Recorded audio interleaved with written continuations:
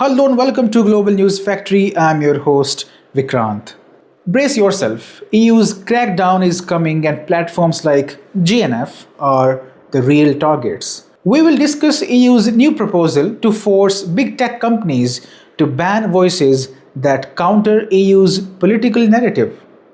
It is an assault on free speech masquerading as defense shield for democracy. Then we talk about a shameful admission by Pentagon about the strikes on fishing boats near Venezuela. And in the end, we talk about a new scandal from Ukraine. At GNF, we will disclose how Zelensky's buddies from the comedy world are now winning defense contracts worth billions of dollars. If you are a taxpayer in any NATO country, this story should make you very angry. Let's begin. Today I have a story that directly affects your favorite channels. The EU is coming after channels like GNF. Why? Because we say things they don't like. Simple.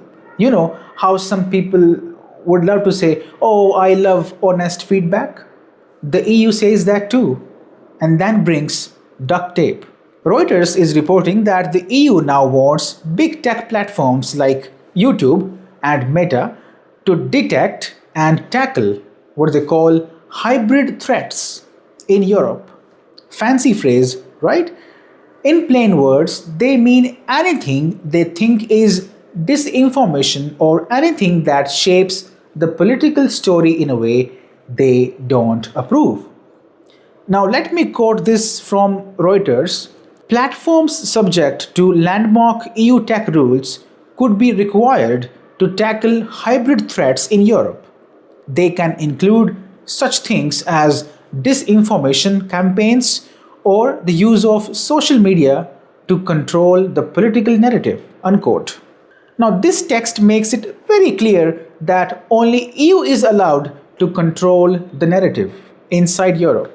If a voice counters the official EU line, that voice must go. Ban it, mute it, shadow it, dress it up with a serious label and say, sorry, it is policy. This proposal could be announced by the European Commission this month. Yes, a proposal to protect democracy by first putting democracy in a tight box. And the best part, the name of this new policy. They call it the European Democracy Shield, the EDS. What a name! It sounds like a superhero, but this superhero does not save free speech, it saves politicians from tough questions. As per Reuters, the shield is part of efforts to fight manipulation from abroad and protect democracy across EU countries. Oh, nice words, great goal, bad toolkit. Now, which platforms are in the net? As per this report, we have Alphabet, Google, Microsoft, Meta, X, TikTok. Now, if any platform carries opinions, it is now a potential crime scene.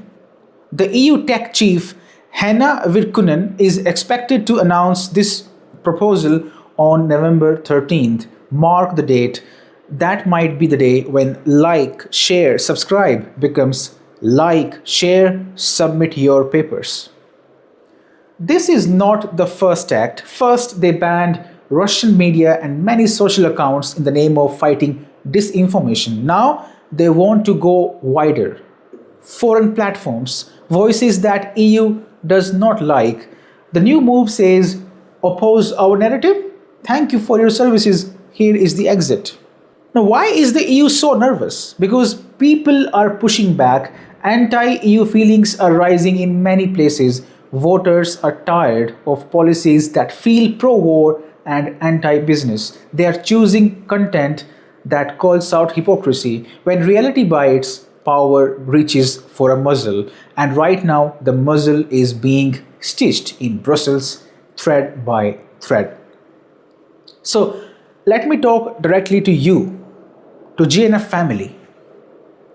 This is not just our fight, this is your right to hear different views, to compare facts, to laugh at power when power does silly things. If they can shut one voice, they can shut many. Today it is hybrid threats, tomorrow it is tone issues, next week it is excessive sarcasm. Soon, only approved jokes will be legal, and trust me, their jokes are not funny. We need a movement, calm, smart, loud. You must reach out to your favorite creators and ask them to speak up. Write to platforms, demand clear rules that protect speech, not crush it. Share videos that explain what is happening in simple language. Use your voice while you still have the full volume button, because silence is not safety. Silence, my friend, says surrender. For the EU, speaking the truth is now a crime. For us, speaking truth is the job, and we plan to keep our job. Stay with us, stay alert. Moving on. Today we have a shameful admission by Pentagon. The US is bombing boats near Venezuela to stop drug traffickers. But here is the punchline you were not supposed to hear. The Pentagon says it does not really know who is on those boats. Wow. Not before the strike, not even after. Congresswoman Sarah Jacobs put it on record. She says that Pentagon told her in briefings that they don't need to positively identify the people on the vessel before launching a strike. Translation: we don't need to know who they are to attack them. And if we don't know who they are, we will also not detain or prosecute the survivors because we don't have the evidence. Of course, you don't have the evidence. You skipped the part where you check their IDs. Let's break it down for you. If you do not detain people because you cannot meet the evidentiary burden, it means you attacked based on guesswork. So who is getting hit? Drug lords with gold chains and submarines, or poor fishermen with nets and diesel fumes? Be honest, which one is easier to find on the water at night? The answer is floating next to those broken hulls. Reports say at least 61 people are dead after more than a dozen strikes near Venezuela, 61 human beings. But the world's loudest megaphone has gone on mute. No glowing magazine cover, no emergency summit, no hashtag storm. Now play a simple thought experiment. Imagine Russia did the same in the Baltic Sea. Imagine some boats near Finland hit by Russian missiles, and Moscow saying, "We just assumed they were Zelensky's cover agents." You know what would follow? Breaking news sirens would explode. Half of NATO would faint on live TV. Words like genocide and war crimes would fly like confetti. Sanctions would arrive faster than pizza delivery. But here the actor is the US, so the movie becomes a quiet art film. No trailer, no crowd. Power is not a shield against truth. The ocean remembers everything, every broken plank, every empty seat at a kitchen table. If the Pentagon can admit it does not know who it is killing, then the rest of us must admit we know exactly what this is. It is wrong. It is lazy. It is dangerous. And if the world can shout at others for less, then the world must raise its voice here as well. Names first, evidence first, human life first, everything else can wait. Moving on, one more scandal from Ukraine, and this one comes with feathers. The famous flamingo missile may be more pink drama than real punch. Let's unpack this bird. First of all, you meet Firepoint, the company named Firepoint. Before the war, this company was not building missiles, it was helping shoot movies, casting actors, finding locations, making Zelensky's movies look pretty. And then the war came, boom. The same team is now a $1 billion defense partner.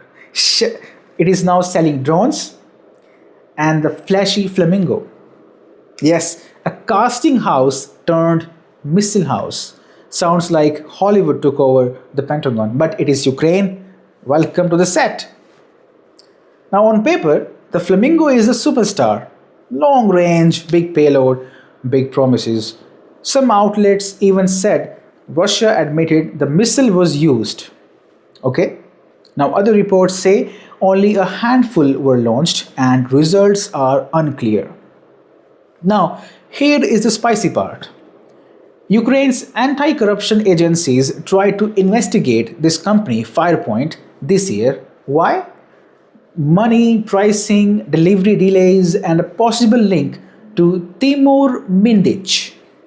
Now, Timur Mindic is a co-owner of Zelensky's old TV studio.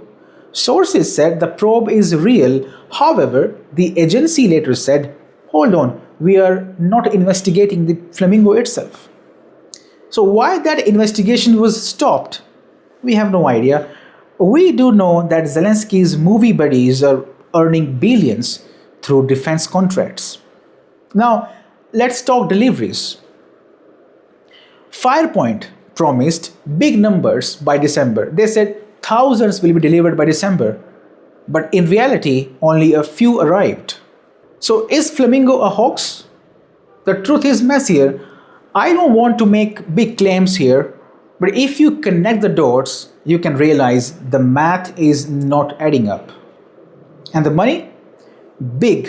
Firepoint holds contracts worth around $1 billion this year alone. That is a serious fuel. If 10% of defense procurement flows to one outfit that once booked extras for TV, people will ask questions. There are also allegations that this company simply skipped the bidding process to win government contracts. In a normal country, that is a scandal. In wartime Ukraine, that is Tuesday. Now, let me be very clear. War forces strange marriages. Car plants make helmets, toy makers print drone parts. Reinvention is part of survival, fine. But when the camera lights are brighter than the factory lights, you get theater instead of security. Ukraine needs results, not reels. And if the courts, the press, or the agencies cannot question the big boys, then the big boys become untouchable. And that is why, my friends, Zelensky and his aides, today they have become untouchable. No agency can investigate them. No court can take up their cases. No media outlet can question them. That is the Zelensky empire for you. And that is all for now. Thank you very much for joining. You're watching GNF. Have a wonderful weekend.